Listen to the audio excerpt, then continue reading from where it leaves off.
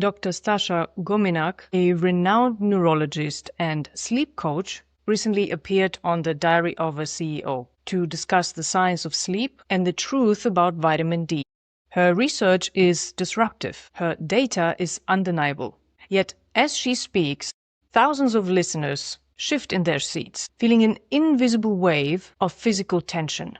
If you're new here, I help mission-driven global leaders become an instant authority in 30 milliseconds through science-based visual and vocal calibration, ensuring their message lands with 100% clarity, so their legacy can scale naturally. In this video, I'm going to analyze the 4 critical pillars in Dr. Gominak's visual and vocal image that are sabotaging her authority. The first pillar is color. The shirt color that she chose is incoherent in frequency with her spectral type, making her skin look more red-based, tired and aged. The black pants are too dark for her spectral type, though they don't play a large role in this specific interview. The green at the top and the black pants at the bottom is the wrong color placement for her body shape, emphasizing her top-heavy silhouette. The glasses color is too dark, blocking her number 1 trust-building asset, which are her eyes. The headband color is coherent with her spectral type, though not as a headband, because it creates dissonance with her gray hair. The gold earrings and necklace have an incoherent frequency, adding more clutter than clarity. The colors overall communicate warmth at the top, which overwhelms the viewer with too much warmth and not enough competence, since her vocal delivery is very warmth-heavy, which I will explain in a minute. Her spectral and structural type, meaning her coloring and her facial and body geometry, leans more towards competence than warmth. So to balance her high visual competence ratio, she needs completely different colors. Another aspect is also the studio lights. Stephen is using background accent lights at around 3000 Kelvin. He's also using high-intensity COB LED key lights mounted inside a large dome softbox with a grid diffuser at around 5600 Kelvin, which is daylight balanced and leans more towards cool white. Because it sits high and angled downward, it produces a direct micro-reflection on bare skin and high shine surfaces. This lighting setup is perfect for Stephen and his specific skin tone, being darker, but completely incoherent for someone with a light skin tone that have a specific root skin color. It shifts their skin tone into a different root family. Her skin tone is based in sunset orange, while under this lighting, it shifts into the red-orange spectrum, making her skin look more reddish. This is usually seen as a sign of inflammation or sunburn. The observer will have a hard time believing any statements that she makes about health if she doesn't inhabit visual radiance and health herself. In addition, any uncalibrated colors, whether in your wardrobe, hair, makeup, or jewelry, can create a spectral shift on the skin, specifically wardrobe colors, which is perceived as dissonance and clutter.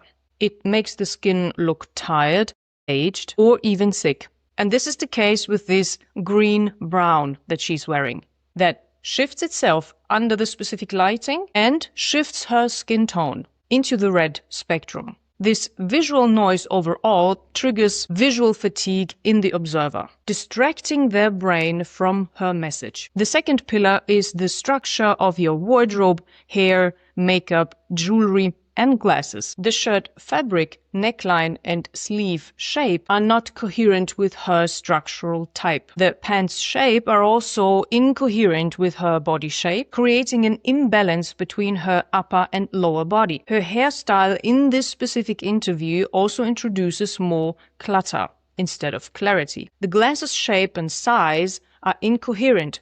They are too large for her face, making her eyes appear even smaller, reducing connection and the trust factor. The jewelry size and shape is also incoherent. And introduce visual clutter, not supporting her face, but distracting from it. The third pillar is body language. She relies on rapid and high-frequency movements to emphasize her points. The viewer interprets this as compensating for a lack of structural grounding, which increases cognitive load and processing energy. She increases a high emotional output through gestures, her posture, and her vocal use, which builds vulnerability and relatability with the audience. While people see that she cares about her patients very much and it increases her likability, I explain why that might be reducing her authority. Pillar 4 is acoustic image. And that they've been doing what their doctor recommended, which is to use sunscreen and stay out of the sun. She has a low and expressive voice that is very engaging, yet restricted by the following. She experiences a very high level of vocal fatigue and strain, which you can hear right at the beginning of the podcast, which shows her default vocal state due to aging and vocal misuse. And this compromises her authority right from the start. But it turns out if it has power in sleep, your body has a very specific amount that it wants. If you give it too much, it's not happy. If you give it too little, it's not happy. And it turns out that instead of giving you one thing when it's low and another thing when it's high, which is what I would have anticipated. Here, her throat got so dry from speaking for an hour that she had to swallow before she could finish her sentence. This is called vocal hyperfunction, the excessive physical tension in the laryngeal muscles. And neuroscience shows that through vocal empathy, a listener's brain unconsciously mirrors the speaker's throat tightness. This acoustic friction triggers a threat response in the audience. They experience cognitive fatigue, which causes them to pull back, doubt the speaker's stability, and hesitate in the end on high-stakes decisions. She tends to pause too little, swallows words and endings and whole phrases at a quick pace regularly when she wants to make a point that requires context. And she does that because she seems to have talked about this context so many times that it appears boring to her, so she wants to brush it over quickly. This can make her look impatient and make the information sound unimportant. This results in auditory clutter that the brain of the listener that hears this for the first time cannot properly process. Her speech rate, meaning the speed, is fairly high, probably because she wants to get as much information as possible in 1 minute, and because she wants to leverage her guest appearance on a top 3 global podcast. This is called over-explaining and overstacking. When an expert over-explains, the listener's brain spends precious glucose filtering out auditory clutter instead of absorbing the core value of the message. It can fatigue the listener very quickly and lower her authority significantly. The second aspect within this pillar is her verbal image, what she's actually saying.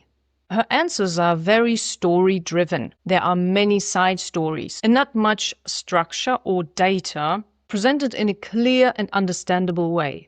She is very emotional when she is presenting critical findings or conflict situations, and she gets more emotional as the interview goes on because she may feel that things are not clear enough, introducing more side stories.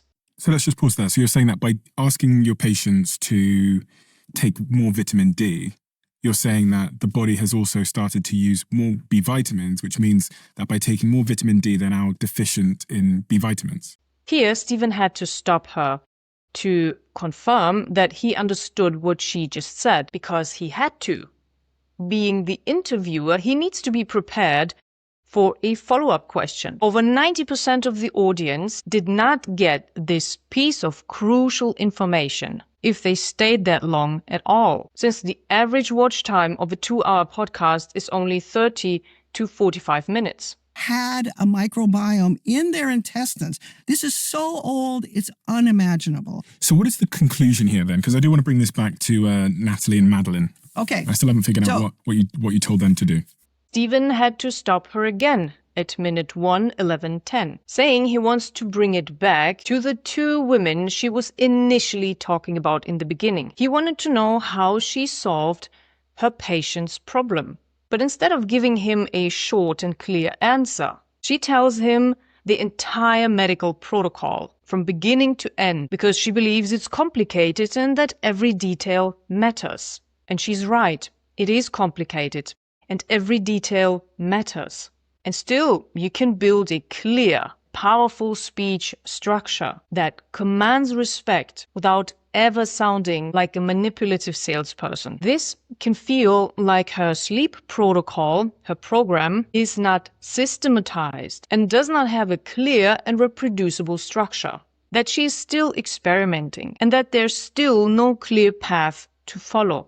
Even though she has already helped 8,000 people, her verbal output makes her sound like she is chatting with a neighbor over coffee, instead of speaking as a global medical expert that she is. This can turn her groundbreaking knowledge into casual advice that people can easily ignore or forget. Now, she got a lot of praise in the comment section, a flood of positive comments. Everyone loved her. But here's the problem.